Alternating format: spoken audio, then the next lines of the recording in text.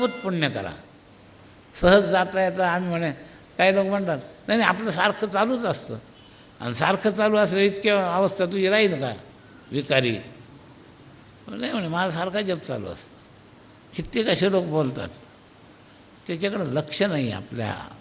कवायतीसारखा जप चालू आहे का घनीभूत प्रेमाचा चालू आहे? तर याच्याकरता या प्रोसिजरनं जा. संत चरणी भाव धरा आणि मग क्षणक्षणा नाम धरा. मला ते भावशक्ती लावावी लागेल.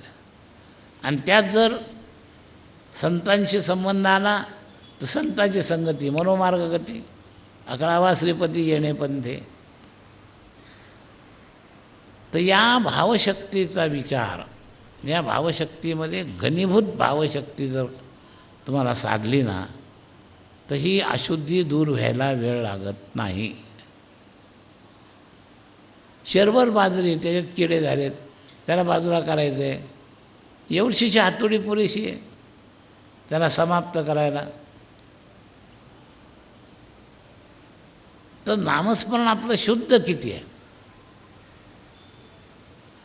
आपण ओघात नामस्मरण करतो का संस्कारात नामस्मरण करतो का शुद्ध भावात नामस्मरण करतो?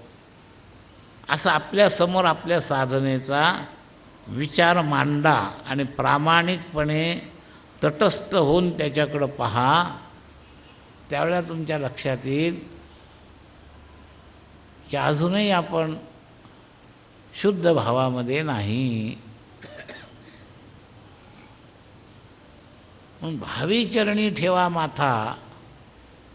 ही जी भावशक्ती आहे, संत चरणी भाव धरा, ही जी भावशक्ती आहे, ही भावशक्ती अन्योन्याश्रय पद्धतीनं, विचाराच्या पद्धतीनं, विवेकाच्या पद्धतीनं, साक्षीभावाच्या पद्धतीनं सुद्धा ही भावशक्ती शुद्ध करते. अथवा वस्तू व्यक्ती पदार्थ परिस्थिती ज्याच्यात ममता आहे ती सगळी टर्न करा, परमात्म्याशी जोडा, खूप लाभ होईल. अहो सगळं परमात्म्याशी नाही, नुसतं उदारतेमध्ये जरी गेलात ना. आम्हाला रामसुधाजी महाराज साधकीयदृष्ट्या अनेक विषय सांगायचे, मांडायचे. ते साधक संजीवनी जी लिहिली त्यांनी साधकाविषयी खूप तळमळ, खूपच. तर ते म्हणायचे की जिथं तुमची आसक्ती अडकली आहे, हेतुपूर्वक बळजबरीनं ती आसक्ती काढण्याकरता ती वस्तू आधी तुम्हाला देवाला लावता आली नाही, देव दिसत नाही म्हणून, तर माणसाकरता खर्च करायला शिका. कर्मयोग पद्धतीनं भावशुद्धी. हे सेवा जी आहे ना, हा तिसरा मार्ग सांगतोय मी. कर्मयोग, भक्तियोग आणि ज्ञानयोग. तर तुम्ही जर दान करत राहिला गोरगरिबांना निष्काम पद्धतीनं तर तुमचा भाव शुद्ध होईल. लक्षात घ्या, या दानात सुद्धा ही ताकद आहे.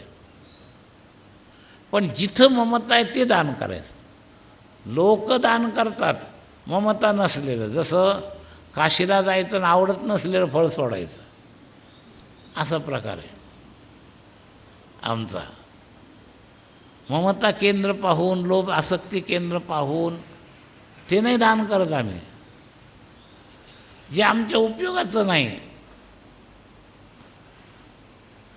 महिलांना साड्या फाडता फाडता आणणारा भक्कम असल्यावर कंटाळा येतो, नवीन पाहिजे वाटतं, मग जुन्या कोणाला तरी दान देऊन टाकतात. वापरे दोघे असतात, पण ते दान खरं नाही बरं, खोटं दान आहे ते.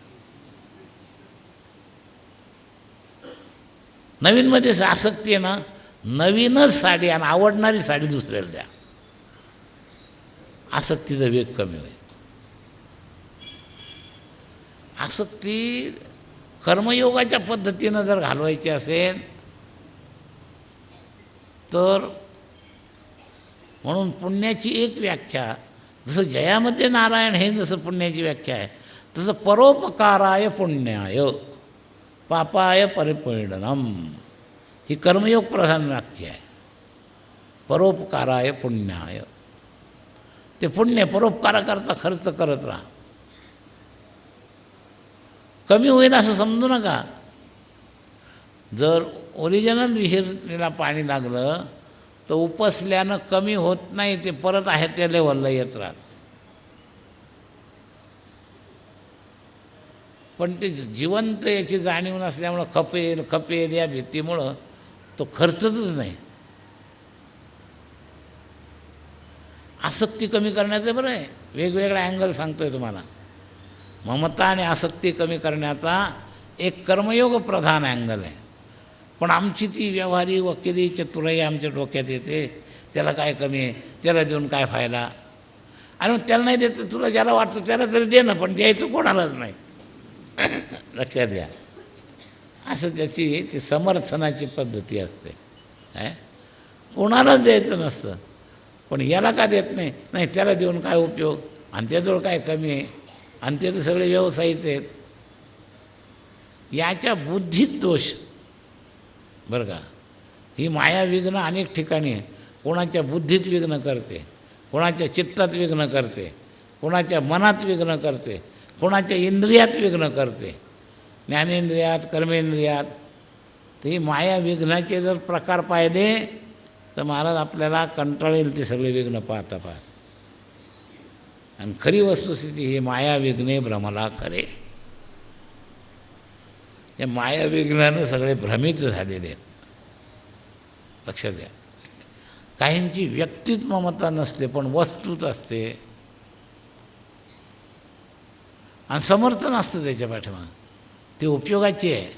माझी ममता काही उगाच नाही, ती उपयोगाची आहे. तर ती तुमच्याच फक्त उपयोगाची नाही, त्याच्या उपयोगाला नाही होणार का, त्याच्याही पण उपयोगाची आहे. पण आपण हे लोभांशामुळं पण त्या ममतेच्या कृतीत दोष असतो. व्यक्तीत ममता असते, वस्तूत ममता असते. तेव्हा दान करा. घेणाऱ्याने दान घ्यावं का नाही, कोणी घ्यावं प्रश्न आहे. देणारे देतील, घेणाऱ्याने घ्यावं का नाही. आपण रोज आता ह्याच्या निमित्तानं चालतोय पाहतोय. आता काल पीस वाटले आणि टोप्या वाटल्या. तुमच्या डोक्यात टोप्या असून टोप्या वाटल्या तरी तुम्ही त्या घेतल्या.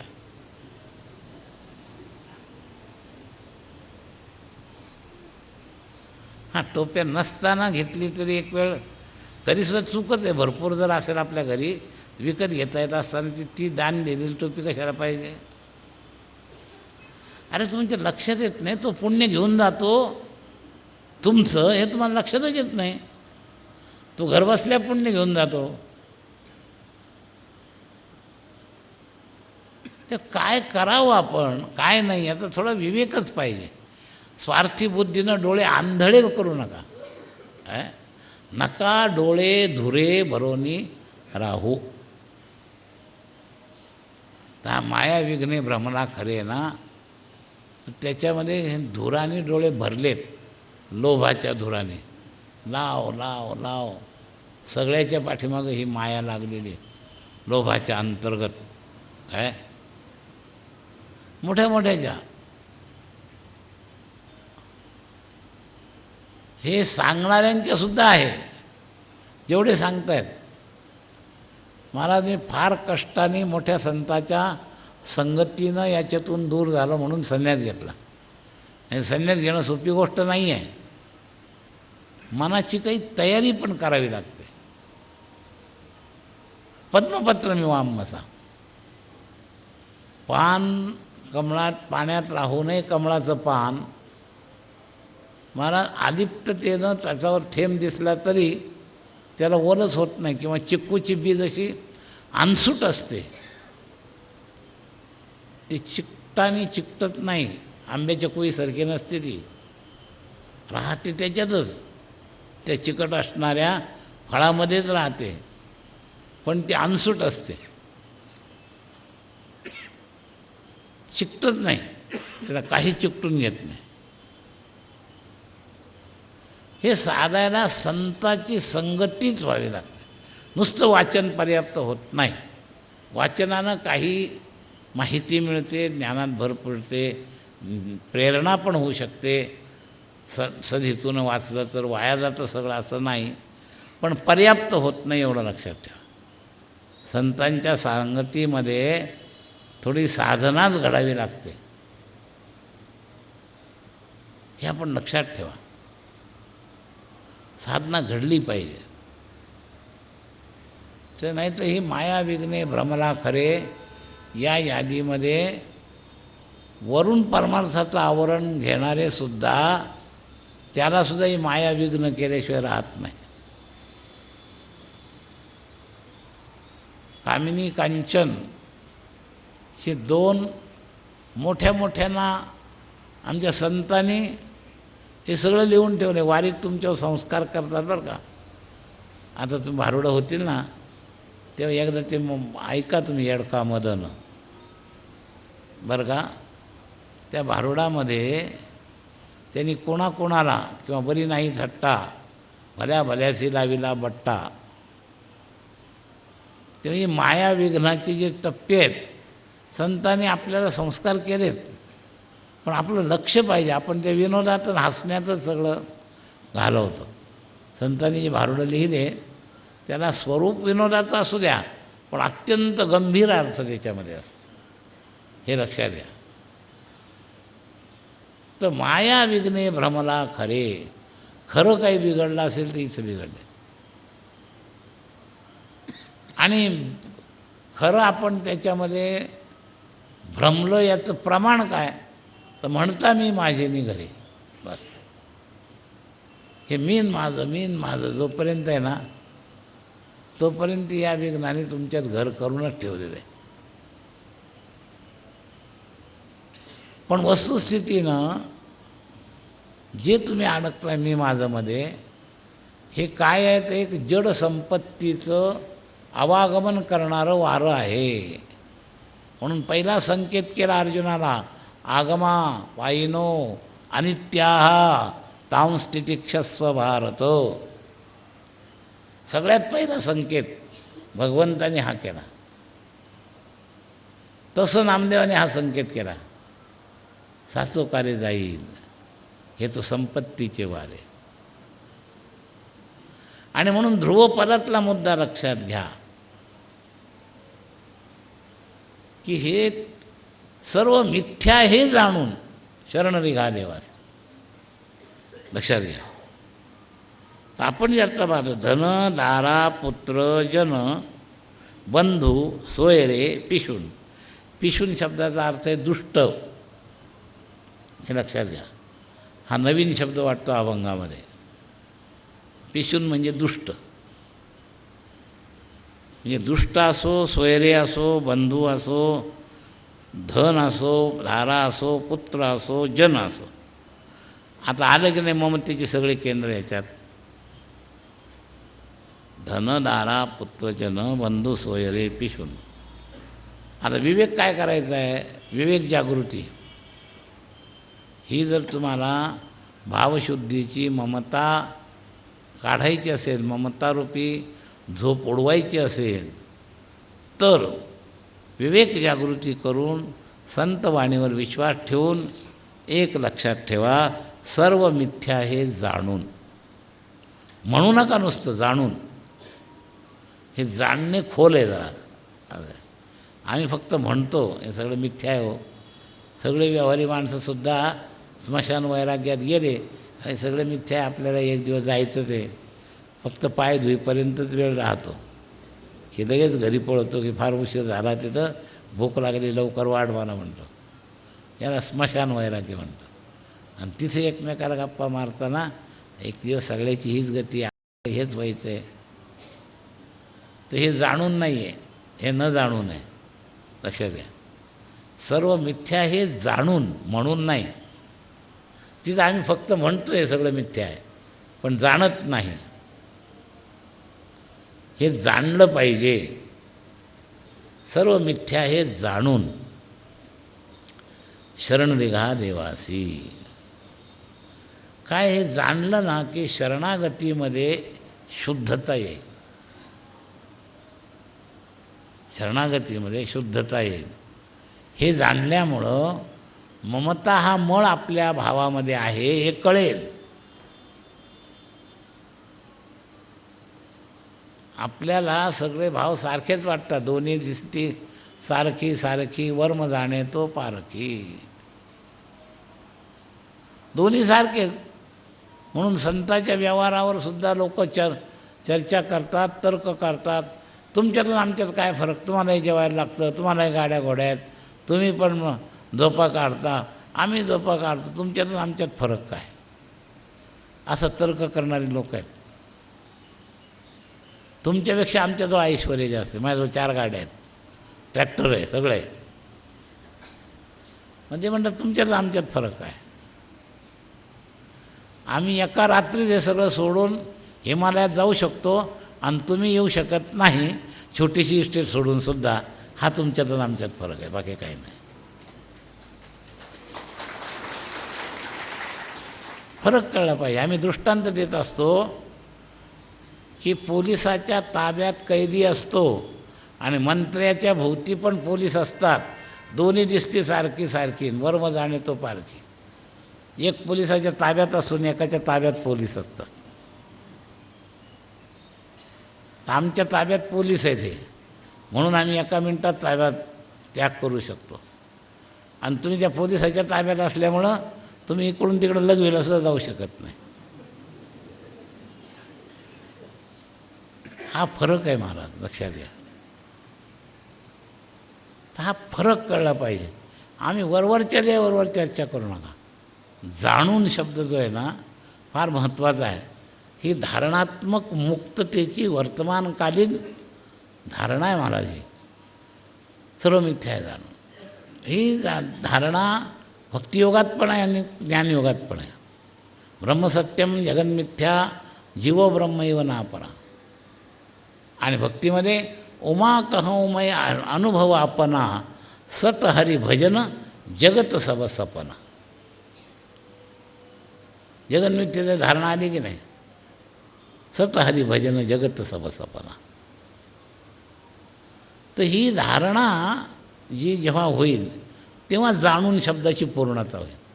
तोपर्यंत जाणून शब्दाची पूर्णता नाही. तर सर्व मिथ्या हे जाणून शरण निघालेवा आहे. म्हणून देवाच्या चरणी माथा ठेवण्याला भावेची अट आणि शरण जाण्याला हे जाणूनची अट, असा त्याचा अर्थ झाला. हे जाणून शरण निघा देवा.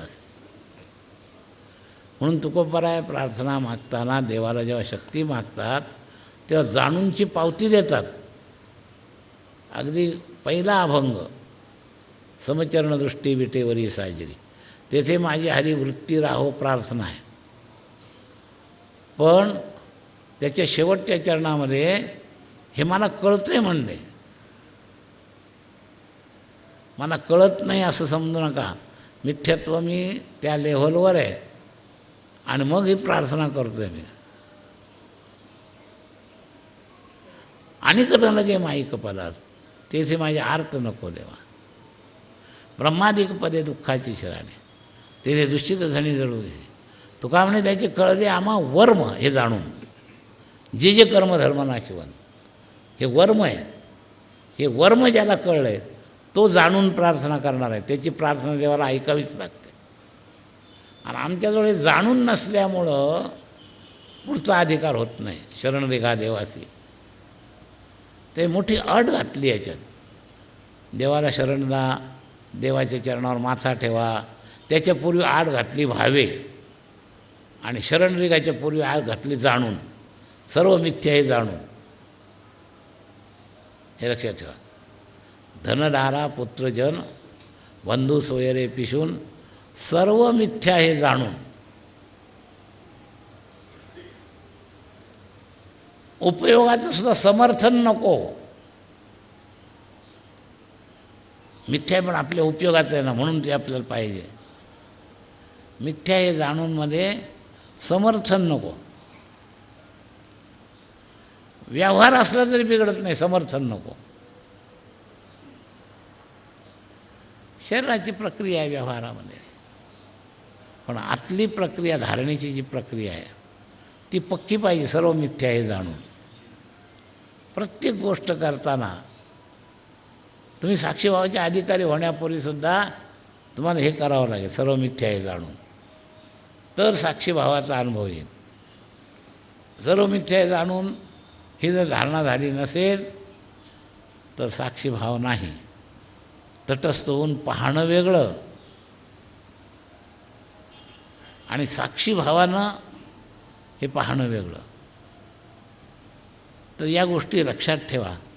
तर भावेचा प्रतिबंध आहे ममता, आणि ममतेचं क्षेत्र आहे वस्तू, व्यक्ती, पदार्थ, परिस्थिती, आणि त्याचं चरण आहे माया विघ्ने भ्रमला खरे, किंवा सिद्धांतदृष्ट्या धनदारा पुत्रजन वंदू सोयरे पिशून, सर्व मिथ्या हे जाणून शरण निघा देवाचे. मग ममता गेली समजायची. मिथ्यत्वाचा भाव आला तर ममता गेली. तात्पुरतं नको वाटणं हा भाग वेगळा. फार आवडीची व्यक्तीसुद्धा काही काळ आपल्याला नको वाटते. ते काय सर्व मिथ्या जाणून असतं का? तसं नाही. डोंगरे महाराज विनोदाने सांगायचे, पती पत्नी किती प्रेम असतं, पण एखाद्या पतीने नोकरी नसेल 24 तास जर घरातच बसून राहिला तर पत्नी म्हणते जरा फिरून या ना थोडंसं एकदा. कारण हिला हिचं काहीतरी करायचं असतं आणि त्याच्यात त्याचा अडथळा असतो. ते म्हणते जरा फिरून या ना तुम्ही, सारखं काय घरात बसलात. म्हणजे सतत हा नाशवंत कोणताही पदार्थ जीवाला स्थायी आवडूच शकत नाही आणि त्याची आवड त्याच्यावरची टिकूच शकत नाही. आवडू पण शकत नाही, आवड टिकू पण शकत नाही. म्हणून तत्वदृष्ट्या सर्व मिथ्या हे जाणून. तर मिथ्यत्वाचा भाव, महाराज मिथ्या शब्दाचे अनेक पुन्हा अँगल आहेत.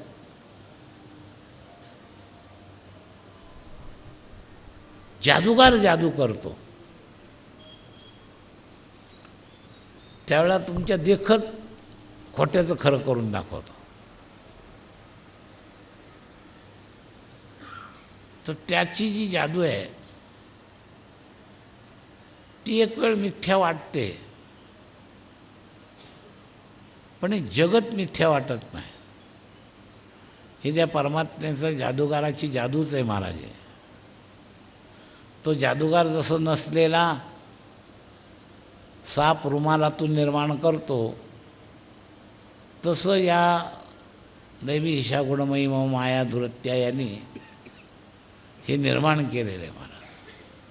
आणि त्यामुळं सत्यत्वबुद्धी, सुखत्वबुद्धी, नित्यत्वबुद्धी जी आहे ती त्यानेच भरलेली ही माया विघ्न आहे.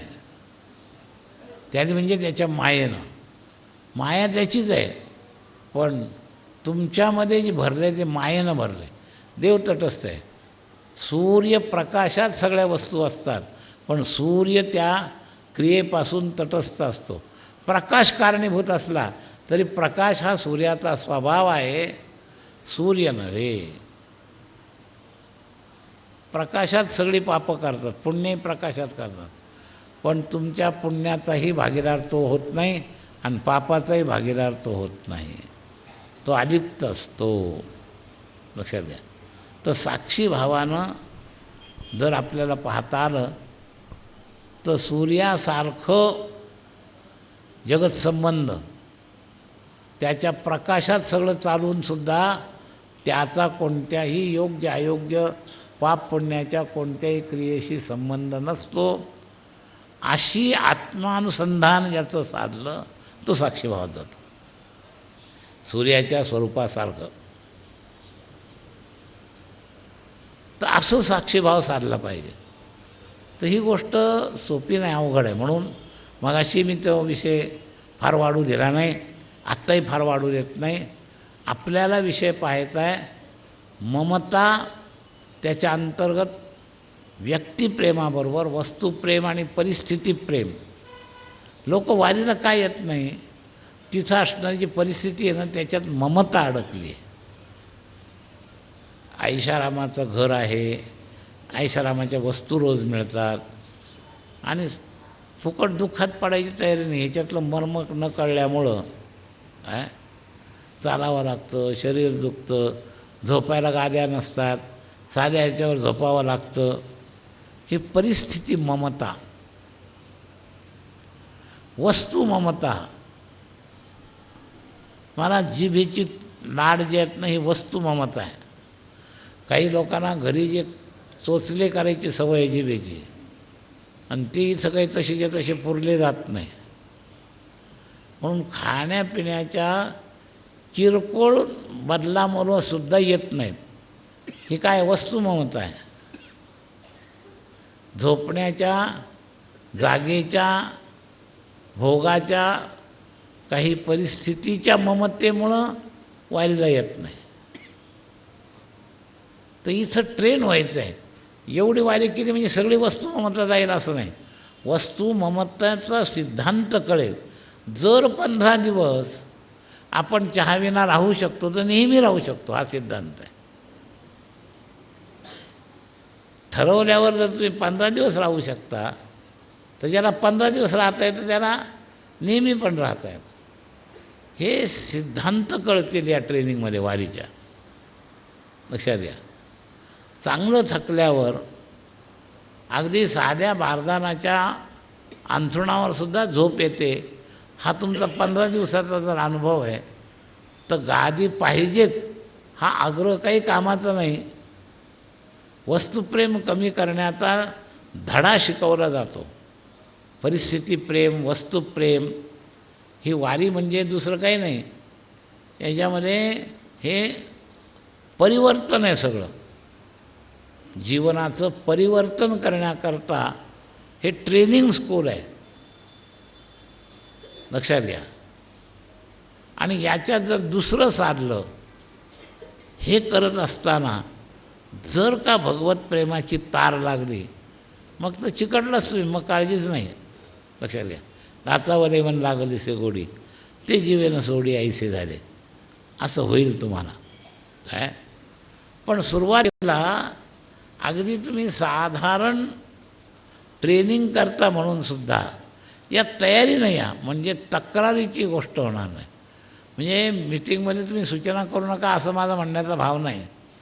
पण तक्रार भावाने आपलं मन जे उद्विग्न होतं ना, बोलता येत नाही पण हे ऐकत येत नाही, हे जे मनात चर्चा चालतात, दुसऱ्याची कुजबूज चालते, ही कमी होईल.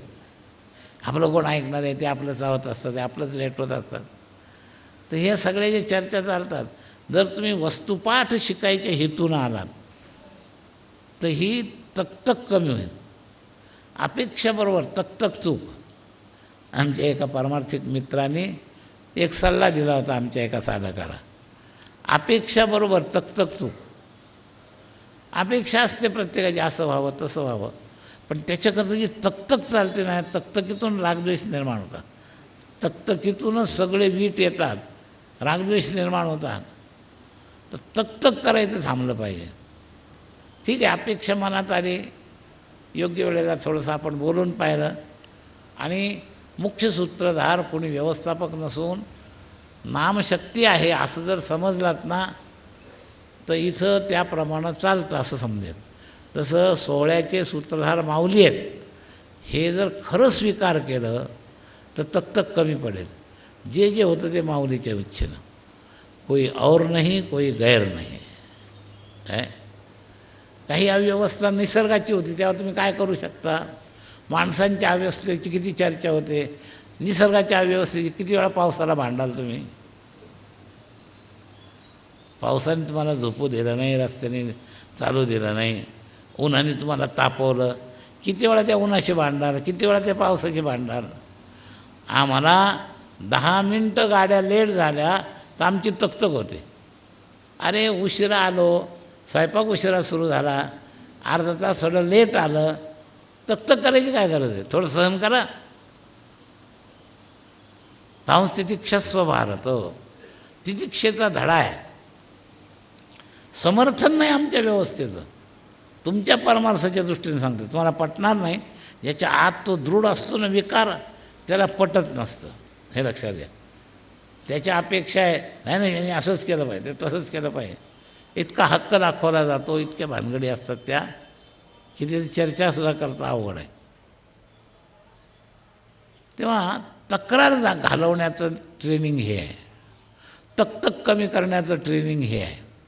ही वारी म्हणजे हे व्यवहारी अंग बरं का. पहिले पारमार्थिक अंगामध्ये बस प्रेमभातुके पाठवा ही त्याच्याकडं मागणी करून प्रेमप्राप्तीची आतुरता ठेवून गात जागा प्रेम मागा विठ्ठला, हे परमार्थिक भाग. आणि व्यवहारी दोष कमी करण्याकरता तक कमी करा, तक्रार कमी करा, फायदा तुमचा होणार आहे. आत्मीयतेनं सूचना वेगळी, सूचनासुद्धा करू नका असं मी म्हणणार नाही. सूचना आणि तक्रारमध्ये फार अंतर आहे. हा मंत्र मी बाबा बेलसऱ्यांकडून ऐकला होता. म्हणून तिथं खूप गोंधवलेल्या माणसं जमतात, शिबिरात जमतात. तर सुशिक्षित माणसांना त्याने हा मंत्र दिला होता की सूचनाबरोबर तक्रार चूक. तक्रार अहंकाराला निर्माण करते. तक्रारीच्या अंतर्गत फार विकार आहेत. तक्रारीमध्ये अहंभाव असतो. सूचना करणं ठीक आहे, आपलं कर्तव्य केलं, मनात आलं, मनातून काढून टाकायचं म्हणून सूचना केली, मनातून ते निघून गेलं पाहिजे. नाही राबलं तरी सूचना करण्याचं कर्तव्य तुम्ही केलं, नाही राबवलं तर दोष त्यांचा आहे, तो तुमचा नाही. ते राबलंच पाहिजे हा हक्क आला की अहंकार तिथं घुसला. लक्षात घ्या. तेव्हा सूचनाबरोबर तक्रार चूक, तसं तक चूक. 10 मिनटं 15 मिनटं थोडं सहन करा, काय फरक पडतो. हे व्यवहारातले धडे आहेत वारीमध्ये. आणि परमार्थातले धडे जे आहे ते भावे चरणी ठेवा माथा, संत चरणी भाव धरा. माऊलीच्या बरोबर चाललो आहे, आपली माऊलीवर जबरदस्त श्रद्धा पाहिजे. इथं संत चरणी हे चरण वर्तमान काळातल्या व्यक्तीशी लावू नका. जी शक्ती अनिवार्य आहे अशी तुमची श्रद्धा आहे, ज्या श्रद्धेमुळं तुम्ही सगळे येता, त्या संत शक्तीशी तरी निदान भाव आपला पक्का पाहिजे. संत चरणी भाव धरा. आणि आचारसंहिता काय सांगितली? क्षणक्षणा नामस्मरण. म्हणून आपण आपल्याचं हे जे सांगितलं आहे ना, तसं गीता भागवत करते श्रवण अखंड चिंतन विठवाय, तसं आपल्या आचारसंहितेमध्ये हे आपण दिवसेंदिवस वाढवते. प्रेमी लोकही वाटत आहेत, नाही तर सगळ्यात तक्रार झाली असते. काय 10-15 मिनटं आम्ही हातपाय मोकळे, त्याच्यातही त्यांनी नामस्मरण घालून दे. आम्ही तर म्हणतो कुठं बसाल तिथं सुद्धा भजन करा, गप्पा मारूच नका. कशाने वेळ वाया घालवता? क्षणक्षणा नामस्मरा, संत चरणी भाव धरा, क्षणक्षणा नाम धरा. तर हे साधलं पाहिजे आपल्याला. म्हणून या अभंगामध्ये तुमच्या गृहस्थ धर्माचा विचार, साधकीय विचार, वारीचा विचार, या सगळ्याचा समन्वय आलेला आहे. काही शिल्लक राहणार नाही. तुम्ही जर, आणि अत्यंत उपयोगी चिंतन आहे, बिनउपयोगी चिंतनच नाही याच्यात काही. स्वतःला जागं करा. आपण आलोत, कृतीनं बरोबर थोडंसं झालं आहे, पण आतली जागृती झालेली नाही. आणि याचं आदानप्रदान विचाराद्वारा होतं आहे. तर मी फक्त करणं आहे, बोलवीचा धनी नामदेव महाराज आहेत, हे लक्षात घ्या. त्यांनी आपल्याला हे सांगितलेलं आहे. करणं स्वतः काही बोलत नसतो, बोलवणारा वेगळा असतो. तर मी ज्या ज्या विषयावर चर्चा करतो ही सगळी त्या अभंगाच्या अंतर्गत सूक्ष्म भागाचा विस्तार करण्याचा मी प्रयत्न करतो, हे लक्षात ठेवा. तेव्हा जागं होण्याचा भाग, अशुद्ध भावातून शुद्ध भावात येणं, हा जागं होण्याचा भाग आहे. असत्य, मिथ्या, अनित्य आणि असुख असणारा संसार, त्याला सत्यत्व नित्यत्व बुद्धी दिली ही आपली झोप आहे. ती झोप काढा आणि वस्तुस्थिती समजून घ्या. ही समजून म्हणजे जाणून घेणं, ही जाग आहे. जागे व्हारे आता, लक्षात घ्या. तर या जागीचे अनेक पैलू पाहायचे. जसं पहिल्या चरणातले 3 भाग हे सुद्धा जागेचे प्रकार आहेत. स्मरण करा पंढरीनाथा, जाग होण्याचा विधी आहे. भावे चरणी ठेवा माथा, विधी अंगाचं जागे होणं आहे. काय चुकवा व्यथा जन्माच्या, काय एक एक शब्द आहे महाराज वकिलासारखा. जन्म चुकवा असा आग्रह नाही. अपवाद आला असता. तुकोबराय म्हणले ना, तुका म्हणे गर्भवासीन सुखे घालाव्या, घेईन मी जन्म यासाठी देवा, तुही चरणसेवा चालाव्या. या अभंगाना बाद आला असता मला, म्हणून शब्द चुकवा शब्द वापरला. व्यथा चुकवायची, जन्म चुकवायची गरज नाही. व्यथा कधी असते? कर्मणा जायते जंतू, त्याच्यात व्यथा आहे. आणि जसं भगवंत निज इच्छा निर्मिततून अवतार घेतात, तसं जर देवाच्या इच्छेनं जन्म येत असेल, खुशाल येऊ दे. आम्ही तर साकडं घालत नाही. कोणा वाटेल त्या ठिकाणी तू जन्म घाल, भलते कोळी भलते ठाई, हे तो साकडे घालत नाही. तर व्यथेशी दोष आहे, जन्माशी दोष नाही. जन्माची निंदा जन्मामुळे का व्यथेमुळे आहे? मरणाची निंदा मरणामुळे का व्यथेमुळे आहे? याचा विचार करा. व्यथा नसेल तर मरणही प्रमोशन आहे. व्यथा नसेल तर जन्म ही भगवंताने दिलेली संधी आहे.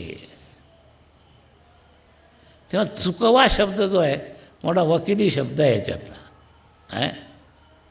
जन्म चुकवा शब्द वापरलाच नाही. चुकवा व्यथा जन्माच्या, ही व्यथा मिटवण्याचीच कथा आहे सगळी. लक्षात घ्या. संसारामध्ये ज्या व्यथा आहेत त्यात जन्म दुःखम जरा दुःखम जाया दुःखम पुनः पुन्हा, जन्म मृत्यू जरा व्याधी दुःख दोषानुदर्शनम. तर हे दुःख दोषानुदर्शनम, तर अनुदर्शन जर झालं तर व्यथा चुकेल. अनुदर्शन म्हणजे पूर्वदर्शन, मरणाच्या पूर्व मरणाचं दर्शन. संत म्हणतात मी माझं मरण माझ्या डोळ्याने पाहिलं. तर जन्माच्या पूर्वजन्माचं दर्शन हे जे असतं ना, हे जन्म आणि मरणाच्या व्यथा चुकवण्याची शक्ती आहे. ही जर तुम्हाला प्राप्त झाली तर महाराज काही चिंता करायचं काम नाही. जागं व्हायचं आहे ते त्या ठिकाणी. हे पूर्वदर्शन आपल्याला जन्ममरणाचं होत नाही. म्हणून आपण जसं मारानं जसा मेंदू बधीर होतो, तसं जन्ममरणाच्या व्यथा अनुदर्शन नसल्यामुळं वासनेत अडकून आपण दुःखयुक्त जन्म घेऊ शकतो. व्यथा सोडलेला जन्म घेऊ शकत नाही. तर व्यथा सुटलेला जन्म घेता यावा, जन्मही नुकसान करत नाही. व्यथा सुटलेला मरण तुम्हाला साधावं, मरणही नुकसान करत नाही. म्हणून व्यथा चुकवा, व्यथा हा चुकवा शब्द जो आहे याचं फार महत्त्वाचं चिंतन आहे. एवढं लक्षात घ्या. त्या पहिल्या चरणाचं आता किती वेळ आपण चालवलं तर हे चालतच राहील. काही विषय पुन्हा आठवले तर परत सांगू, पण आत्ता आपला तास पुरा झाला आहे. तर जेवढं मी चिंतन सांगितलं, चिंतनामध्ये लक्षात घ्या, अगदी सोपं सांगितल्यानं वेळ बरा जातो, पण मार्मिक गोष्ट सांगायची म्हटली तर त्याचे सूक्ष्म चिंतन करायचं म्हटलं की तुम्हाला थोडा बुद्धीला ताण द्यायलाच पाहिजे. आणि शुद्ध जिज्ञासा असली तर शिकले नसलात तुम्ही तरी तुम्हाला कळेल. हे माझं स्पष्ट मत आहे. शिकल्यामुळं बुद्धी तेज होते असं माझं मत नाही. मी स्वतः कुठं फार शिकलेलो आहे. माझ्यापेक्षा निम्मे लोक जास्त शिकलेले आहेत तिथं शालेय शिक्षणाच्या दृष्टीनं. मग इतकं सूक्ष्म चिंतन जे गेलं ते बाह्य शिक्षणावर काही अवलंबून नाही. तसं आपण हे जे न्यूनगंड करून घेत नाही, आम्ही काय अडाणी, आम्हाला काय कळायचं आहे. तुमची जर जिज्ञासा चांगली असेल तर तुम्हाला कळेलच, कळतंच अशी ताकद आहे. शुद्ध जिज्ञासा, आवश्यकतेची पूर्ती हा भगवत विधानाचा, भगवंताचं विधान आहे. तसं तुमची जर आवश्यकता जर वाढली, मला हे कळलंच पाहिजे अशी जर जिज्ञासा वाढली, तर आपोआप काही दिवसांनी किती अवघड बोलू द्या तुम्हाला कळल्याशिवाय राहणार नाही. तुमची फक्त जिज्ञासा वाढली पाहिजे साधनेची. तर मी जे खोल जातो तुम्ही थोडं वर उचला माझ्यावर, तुमच्यावर मी किती खाली उतरायचं, हा एक प्रश्नच आहे.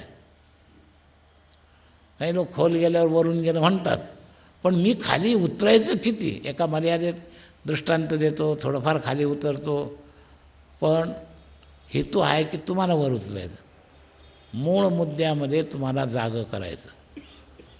विचारापेक्षाही विवेकयुक्त जागृती महत्त्वाची आहे. हे जाणून जे आहे ना, इथं आहे विवेक.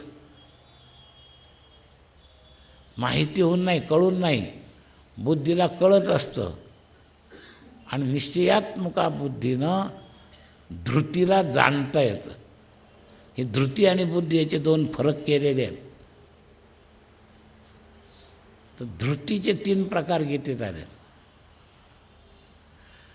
तर ही धृती आपली जी आहे ना, या धृतीच्या लेवलवर जाणण्याची मात्रा जाऊ द्या.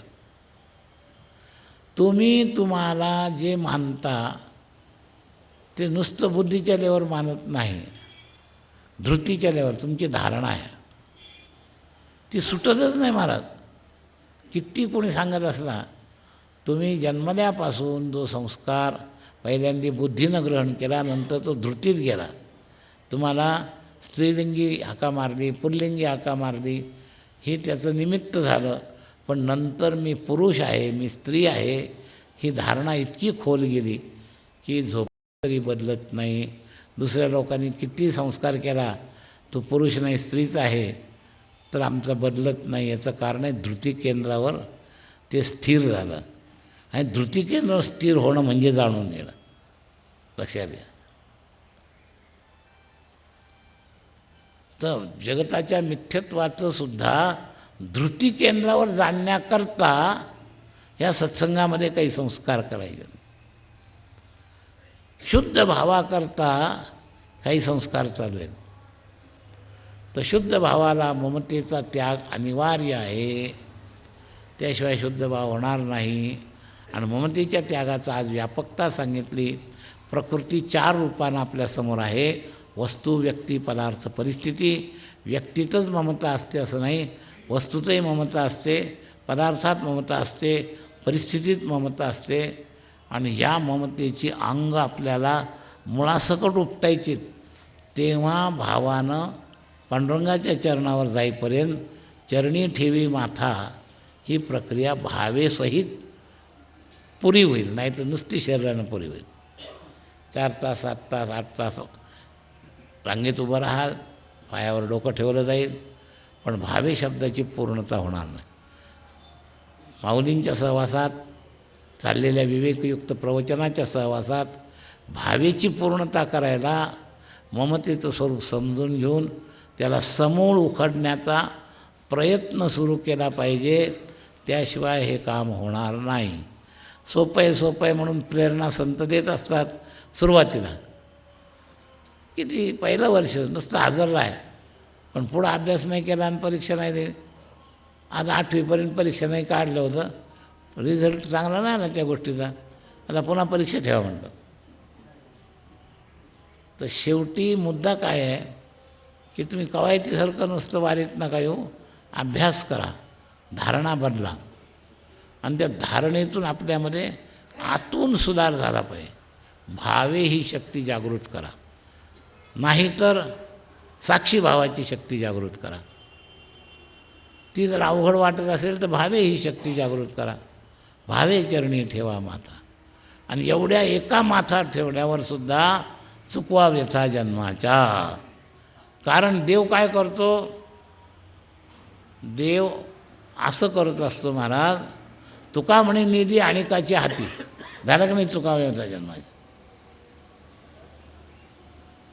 बैसला तो चित्ती निवडेला.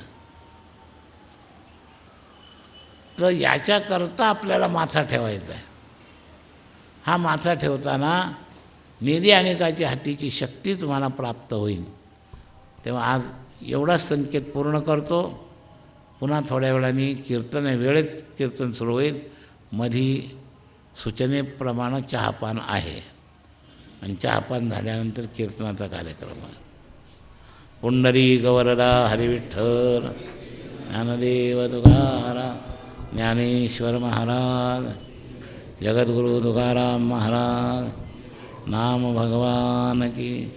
विठ्ठल विठ्ठल विठ्ठल विठ्ठल विठ्ठल विठ्ठल.